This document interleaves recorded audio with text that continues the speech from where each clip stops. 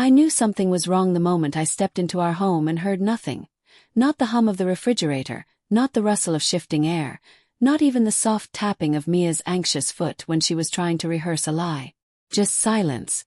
The kind that doesn't sit in a room but waits. I placed the keys on the counter. They didn't clink, they landed, soft, heavy, like they already knew what was coming. It was my birthday. And my wife wasn't home. But her perfume was.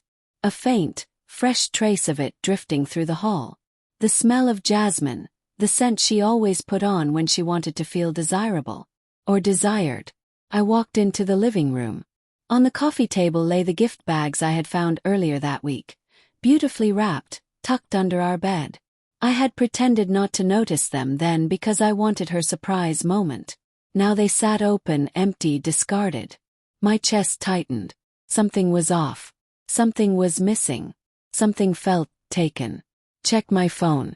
No birthday message. No missed calls. Not even a text. At first, I tried to make excuses for her. The way a hopeful man does when he's afraid his worst suspicion might actually be true. Maybe she got stuck at work. Maybe she was planning a surprise. Maybe. But beneath every excuse was a sharp ache, a whisper clawing at my ribs. She's choosing someone else tonight. 100 hours. It was 1:04 a.m. when the door finally clicked open. She stepped inside quietly, hair slightly tousled, lipstick faded, a small smear under her lower lip that didn't look like smudging. It looked like someone had kissed it away. She froze when she saw me. "Daniel, you're awake." I didn't speak. She swallowed, adjusted her purse strap, and forced a smile that couldn't find its way to her eyes. "I'm so sorry I got caught up." "Where?" I asked calmly. Too calmly. Her throat bobbed. The girls wanted to take me out, they. "Stop." She did. Then she exhaled sharply, annoyed rather than guilty, a reaction that chilled me. "It was just a dinner," she said. "Not a crime. You missed my birthday." "I told you."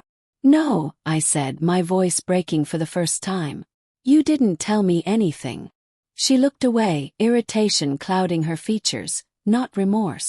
"Why are you blowing this out of proportion? It's just a date on the calendar." "Not to me." Silence. Then, my hands trembling, I held up the bracelet I'd bought her last month. A delicate silver chain with a small ruby. I had left it on the counter earlier that evening with a note. "For the woman I still choose every day." The ruby caught the kitchen light, burning red. She didn't even look at it. "You're being dramatic, Daniel." That hurt more than anything else. Because in that moment, I realized she didn't see the problem. Or she saw it and didn't care. Something inside me twisted. "Who is he?" It was a direct hit. Her eyes widened, just for a second, before she blinked hard and stepped back. "There's no one." But lies have a signature sound. A slight tremor, a delay. A breath held not out of fear but calculation. And hers was loud. The beginning of the truth. I didn't yell. I didn't accuse. I didn't demand. I simply turned around, walked to the bar cabinet, and poured myself a drink. I don't even drink much, but tonight the burn felt like clarity. She stood by the door, arms wrapped around herself, like the cold air wasn't from the room but from the truth she had dragged inside with her. "Daniel." Her voice was softer now. Let's not do this tonight." "Tonight," I whispered, "is the only night." She closed her eyes. And everything unraveled. 3 months earlier. Started with small things. A laugh she reserved for text messages. Late meetings that never existed. A shift in her scent when she came home. A softness she gave others but withheld from me. Then the password changed on her phone. Not the first time, but the first time she lied about it.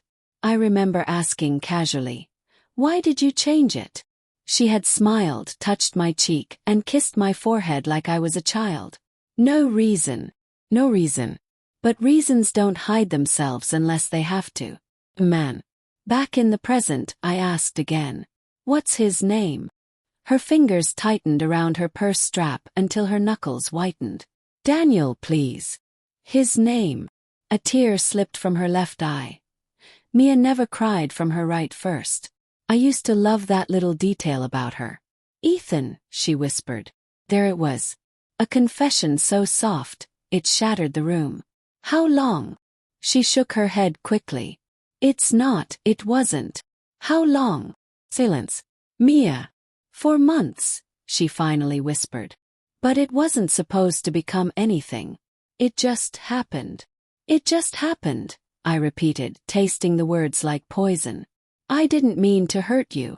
You didn't mean to hurt me, I said slowly. But you meant everything else. Her tears fell faster now. Then, I thought you'd be home later. I thought I had time to. To what? Yes. Wash him off you before wishing me a happy birthday. She gasped as if I'd struck her. But I wasn't being cruel. I was being honest. For the first time in a long time. She tried to explain.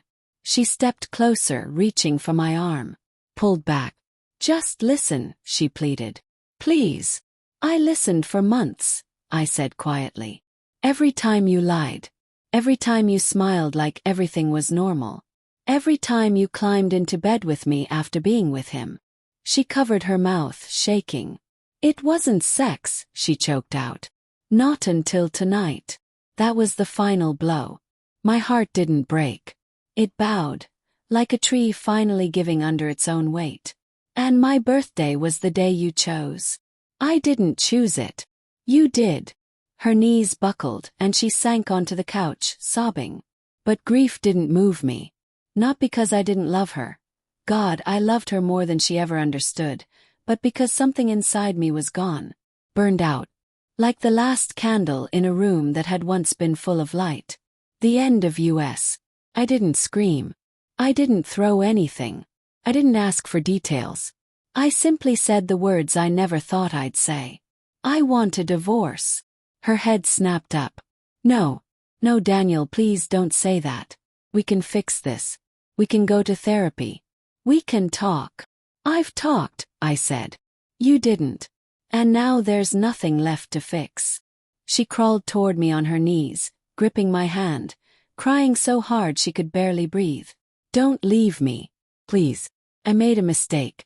It was stupid, it was selfish, it was a choice, I said. And now I'm making mine. Her fingers tightened desperately, as though she could physically stop the end from reaching us. I can't lose you, she whispered. You already did. Her sob cracked, and for the first time since she walked in, I felt tears rise in my own eyes. Not because I was angry, but because I had loved her with everything I had, and she hadn't even saved a little piece of herself for me. The morning after, dawn crept into our home the way endings do. Quiet, slow, unavoidable. Mia sat curled on the couch, eyes swollen, hair messy, still in her clothes from the night before. I came down the stairs with a suitcase. She shot up instantly. Please don't go. I have to. She stepped in front of me, blocking the door. Daniel, she whispered, I will spend the rest of my life making this right. I swear to you. I'll cut him off, I'll change my number, I'll quit my job, I'll do anything. Just don't walk out that door. For a moment I hesitated. Not because I doubted my decision, but because endings hurt, even when they're right. Mia, I said, my voice breaking, I don't want you to change your life for me. I wanted you to choose me without being forced. Her chin quivered. I'm choosing you now. You're choosing the consequences, I said. Not me. Her tears fell again. When I stepped around her, she didn't follow. She just collapsed to the floor, sobbing into her hands. I paused at the doorway and said one last thing. Something I hoped would free us both. You weren't my mistake, I whispered. You were my lesson. Then I left. Epilogue. 6 months later. People say heartbreak fades, but really it settles like dust. Quiet until the light hits it just right. I'm not angry anymore. Just wiser. And when I think of her, of that night, I feel something unexpected. Because sometimes the most loving thing you can do is walk away from someone who stopped walking toward you long before you noticed. And that, more than anything, is how our marriage ended. Not with shouting. Not with violence. Not even with hatred. but with the quiet realization that I deserved a love that chose me. Every day. Not just when it was convenient,